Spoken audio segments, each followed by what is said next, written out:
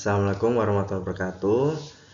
Berikut akan saya presentasikan tugas mata kuliah ICT Literasi dengan judul penggunaan aplikasi BIPO HRMS dengan dosen pengampu Ibu Ratih, saya sendiri Untung Sriwidodo dari kelas MC 104. Kemudian presentasi ini berisi 8 kategori dengan daftar isi. Yang pertama latar belakang, yang kedua aplikasi BIPO HRMS, yang ketiga cara kerja BIPO HRMS, yang keempat implikasi, yang kelima kelebihan, yang keenam kekurangan, yang ketujuh kesimpulan, dan terakhir saran.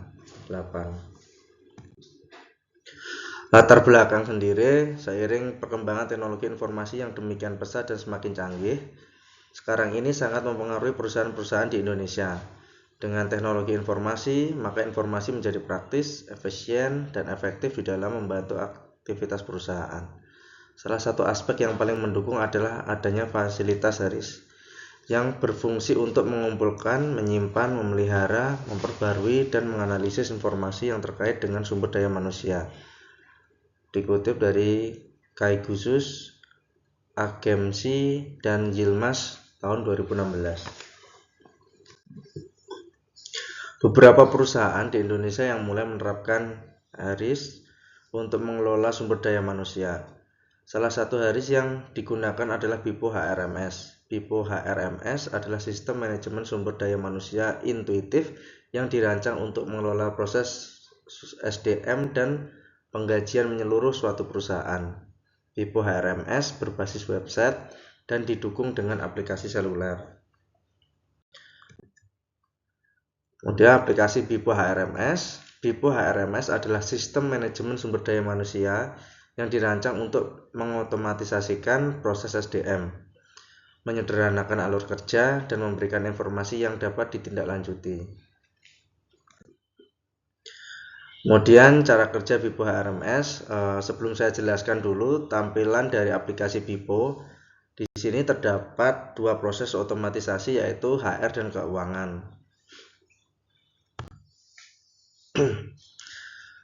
Saat ini kita buka untuk bagian HR, di mana terdapat menu daftar tugas, kalender, cuti, kehadiran, daftar gaji, masa percobaan, status pribadi, keluar, surat, perekrutmen, informasi karyawan. Next. Untuk daftar tugas, berisi tugas dari atasan ataupun manajemen yang harus diselesaikan dengan pilihan menunggu persetujuan dan riwayat persetujuan. Sedangkan kalender berisi tentang aktivitas baik dari diri sendiri sebagai atasan ataupun departemen. Next slide.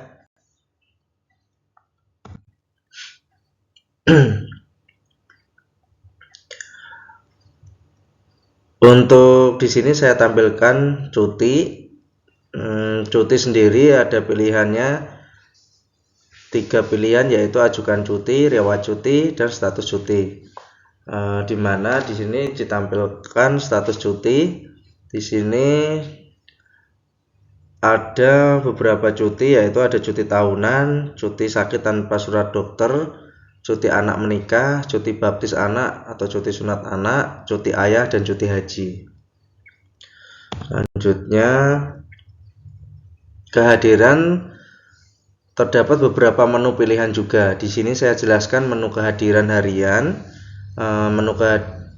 di mana terdapat tanggal, jam masuk, dan keluar, schedule, shift, hingga keterlambatan karyawan. Selanjutnya, untuk masa percobaan, di sini ada pilihannya, yaitu penilaian percobaan dan catatan percobaan. Yang ditampilkan catatan percobaan, di sini datanya itu dari saya sendiri, di mana di sini saat masa percobaan dengan hasil disetujui atau lulus masa probation. Kemudian untuk menu keluar atau resign, ada beberapa pilihan, yaitu ajukan pengunduran diri, catatan mengundurkan diri, catatan keluar dari wawancara, dan keluar dari catatan wawancara.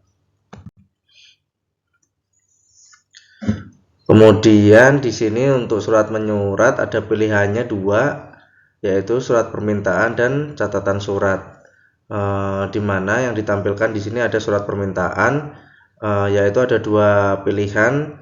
Yang pertama surat keterangan aktif bekerja, dan yang kedua adalah surat permohonan pengajuan visa. Next, setelah HR, kemudian kita membahas tentang keuangan, yang dimana di sini ada klaim dengan pilihan ajukan klaim, catatan klaim, dan status klaim. Yang ditampilkan adalah catatan klaim, di mana di sini ada klaim reimbursement, kemudian ada tanggal kapan realisasi dan pelaporannya, sehingga terinci dari biaya yang sudah dikeluarkan untuk cabang. Kemudian untuk implikasi penggunaan BIPO HRMS, yang pertama efisiensi proses, yang kedua data lebih akurat, kemudian yang ketiga transparansi baik dari visibilitas proses maupun akses informasi, yang keempat adalah cost down atau penghematan biaya. Untuk kelebihan penggunaan BIPO HRMS sendiri, yang pertama memudahkan akses informasi, di mana karyawan dapat mengakses data pribadi, jadwal kerja, dan informasi perusahaan. Kemudian yang kedua meningkatkan efisiensi proses, proses sudah otomatisasi, mengurangi kesalahan pada proses. Yang ketiga menjamin transparansi dan akuntabilitas. Kemudian yang keempat memberikan fleksibilitas, di mana dapat diakses dimanapun kita berada. Yang kelima adalah meningkatkan kepuasan karyawan. Next, untuk kekurangan penggunaan aplikasi BIPO HRMS sendiri, yang saya ketahui ada 3 kekurangan. Yang pertama, ketergantungan pada teknologi, terutama jika terdapat gangguan pada sistem sehingga dapat menghambat akses informasi.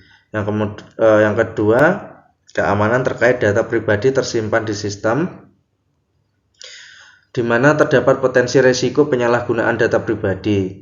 Kemudian yang ketiga, kurangnya personal touch, dikarenakan proses terotomatisasi menjadikan tidak adanya interaksi langsung dengan tim HR untuk membahas masalah atau pertanyaan yang bersifat pribadi. Next, untuk kesimpulannya sendiri, BIPO HRMS dapat menjadi alat yang sangat berguna untuk meningkatkan efisiensi dan transparansi dalam manajemen sumber daya manusia. Namun, perusahaan perlu memperhatikan potensi kekurangan dan mengambil langkah-langkah untuk meminimalisir dampak negatifnya agar karyawan dapat memperoleh manfaat maksimal dari sistem ini.